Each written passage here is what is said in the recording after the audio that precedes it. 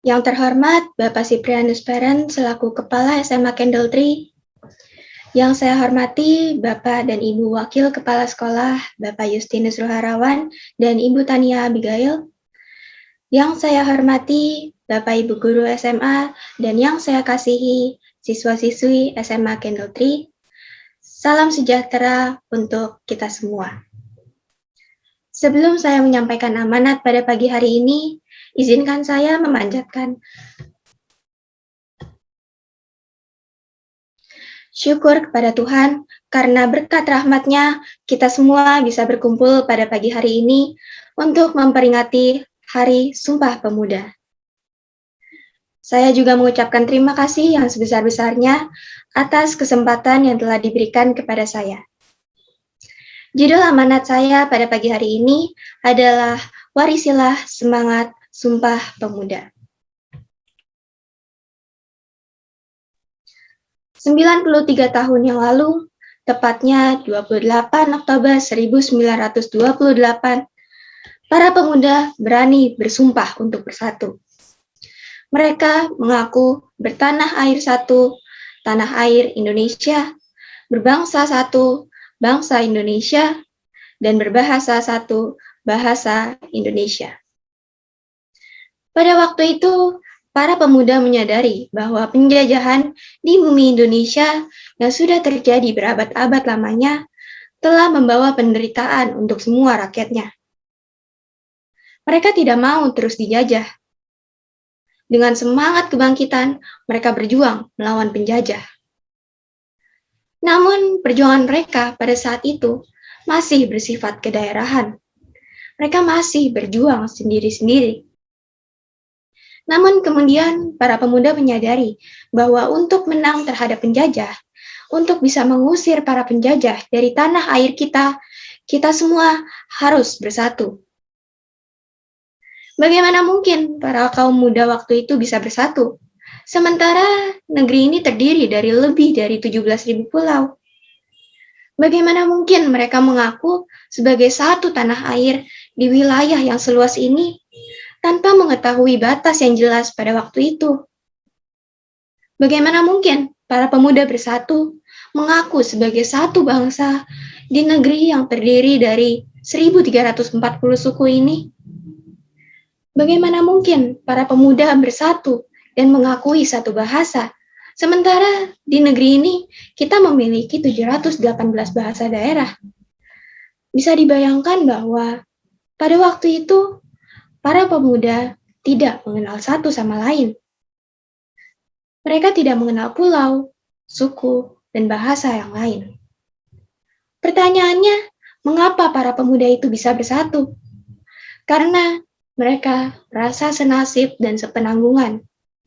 Mereka merasa sama-sama menderita karena penjajahan. Mereka memiliki tujuan yang sama, yaitu mau merdeka. Dan mereka mau berjuang mencapai tujuan itu. Mereka bisa mengesampingkan sifat kedaerahan dan kepentingan kesukuan. Mereka mengedepankan nasionalisme dan kebangsaan. Mereka mengutamakan semangat persatuan dan kesatuan. Itulah yang membuat mereka bisa merebut kemerdekaan. Bapak, Ibu Guru, dan teman-teman sekalian, pada peringatan Hari Sumpah Pemuda ke-35 di Istana Olahraga Senayan, Jakarta pada 28 Oktober 1963 lalu, Bung Karno mengatakan, "Jangan mewarisi abu Sumpah Pemuda, tetapi warisilah api Sumpah Pemuda." Kalau sekadar mewarisi abu, saudara-saudara akan puas dengan Indonesia yang kini sudah satu bahasa, satu bangsa, dan satu tanah air. Tapi ini bukan tujuan akhir. Untuk itu, peringatan Hari Sumpah Pemuda ini justru mengingatkan kita bahwa perjuangan kita, khususnya generasi muda, belum usai. Indonesia memang sudah satu nusa, Indonesia sudah satu bangsa, dan sudah satu bahasa. Tapi masih banyak hal lain yang harus kita perjuangkan. Saya meyakini bahwa lawan yang kita hadapi saat ini bukanlah penjajah asing seperti dahulu, melainkan diri kita sendiri. Kita memang tidak diminta untuk mengangkat senjata, atau maju ke medan perang. Tetapi ini tentang bagaimana kita bisa memerangi diri kita sendiri, ego kita sendiri, bahkan memerangi kemiskinan, kebodohan, dan kemalasan. Kini setelah merdeka 76 tahun dan setelah 93 tahun merayakan Hari Sumpah Pemuda, apakah semangat persatuan masih terasa? Apakah semangat Sumpah Pemuda masih harus kita praktikkan dalam kehidupan berbangsa dan bernegara? Ya, semangat persatuan dan kesatuan itulah yang menjadi kekuatan kita untuk mempertahankan kemerdekaan dan membangun negara kita. Kita memang sudah mempertahankan kemerdekaan kita, tetapi kita belum sepenuhnya merdeka. Ya, kita memang sudah membangun negeri ini, tetapi hasilnya belum bisa dirasakan oleh semua rakyat. Kalau mau jujur, sebenarnya masih banyak ancaman untuk persatuan dan kesatuan bangsa. Masih banyak ancaman disintegrasi di negeri ini. Ancaman terhadap satu tanah air, misalnya, masih ada oknum yang kurang bertanggung jawab yang mencoba mengacaukan keamanan di Papua. Ada orang yang terus menghembuskan propaganda tentang diskriminasi dan ketidakadilan, sehingga sampai sekarang masih saja ada konflik bersenjata yang terus terjadi. Kemudian berdasarkan riset yang dipublikasikan di Bulletin of Indonesian Economic Studies, tingkat diskriminasi Indonesia cukup tinggi. Di media sosial ada lebih dari 800.000 situs penyebar hoax berdasarkan data Kementerian Komunikasi dan Informatika. Sejak 2018, Kemenkominfo juga telah menangani 3.640 konten ujaran kebencian berbau sara di media sosial. Bahkan berdasarkan data pada 23 Februari sampai 12 April 2021, sebanyak 329 pengguna media sosial terjaring polisi virtual akibat menyebarkan ujaran kebencian berbau sara. Selain ancaman persatuan, masih ada juga ancaman kebangsaan, seperti beberapa kelompok radikal yang terpaksa dibubarkan oleh negara karena berupaya merongrong ideologi Pancasila.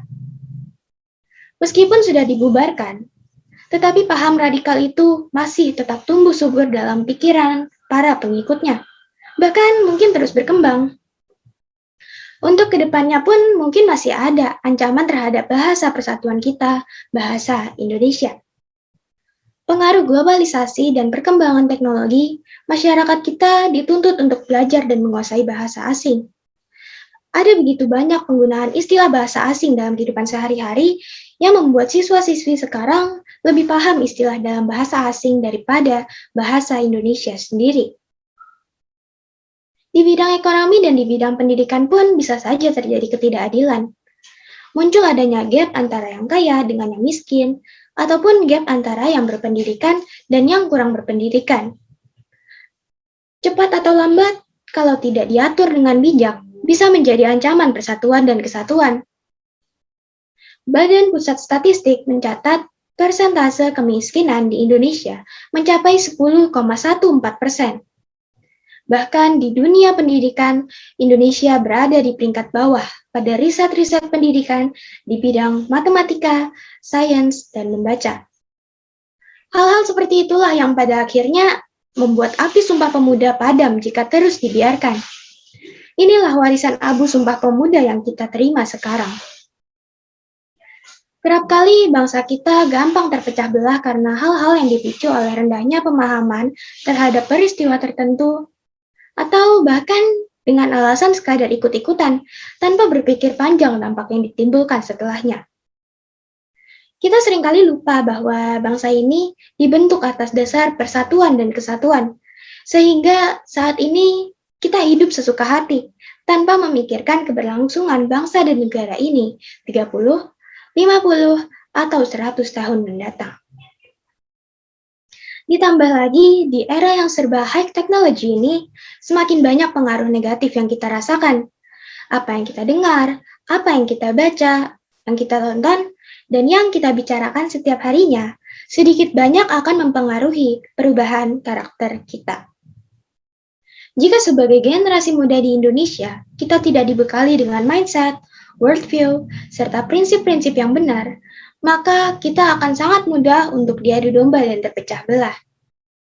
kita juga jadi sulit membedakan mana yang baik dan mana yang buruk, serta sangat berpotensi untuk mengambil keputusan yang salah. Jika kita ingin menjadi generasi muda yang memiliki semangat api Sumpah Pemuda, mari kita tinggalkan sifat-sifat individualistis, apatis, egosentris, pesimis, dan hal-hal negatif lainnya. Mari kita gantikan dengan semangat kerjasama yang solid, peduli, dan peka bagi mereka yang membutuhkan, dan mengutamakan kepentingan bersama di atas kepentingan pribadi dan kelompok. Ini adalah tugas kita sebagai generasi muda tentunya. Jangan lupa teman-teman, Sumpah Pemuda dulu diikrarkan oleh orang-orang muda yang memiliki semangat persatuan. Maka, sebagai generasi muda di Indonesia di zaman ini, sudah menjadi amanat bagi kita untuk meneruskan api semangat Sumpah Pemuda agar Indonesia menjadi negara yang kita idam-idamkan bersama. Semangat persatuan dan kesatuan bisa kita mulai dari lingkungan terdekat kita. Misalnya bersama teman-teman di sekolah, kita belajar untuk menawarkan bantuan kepada teman yang terlihat kesusahan dalam memahami pembelajaran.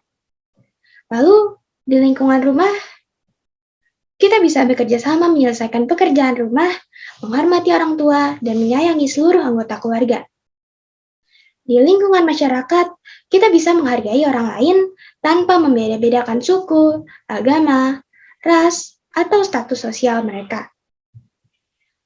Selain itu, kita juga bisa melakukan hal-hal positif dan produktif di tengah masa pandemi ini.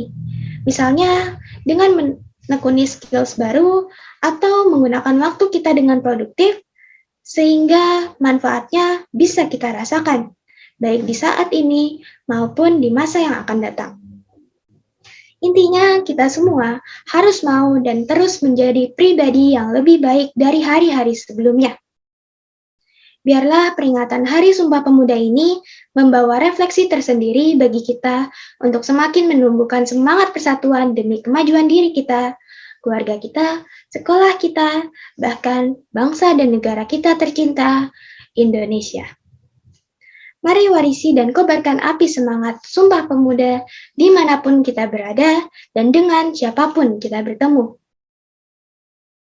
Izinkan saya menutup amanat pagi hari ini dengan sebuah pertanyaan. Bersediakah kita untuk mengobarkan api Sumpah Pemuda? Sebab kalau bukan kita, siapa lagi? Dan kalau bukan sekarang, kapan lagi? Selamat memperingati Hari Sumpah Pemuda ke-93 Putra-Putri Kebanggaan Bangsa. Ingat, masa depan Indonesia ada di pundak kita. Salam persatuan dan kesatuan. Sekian dan terima kasih. Tuhan Yesus memberkati.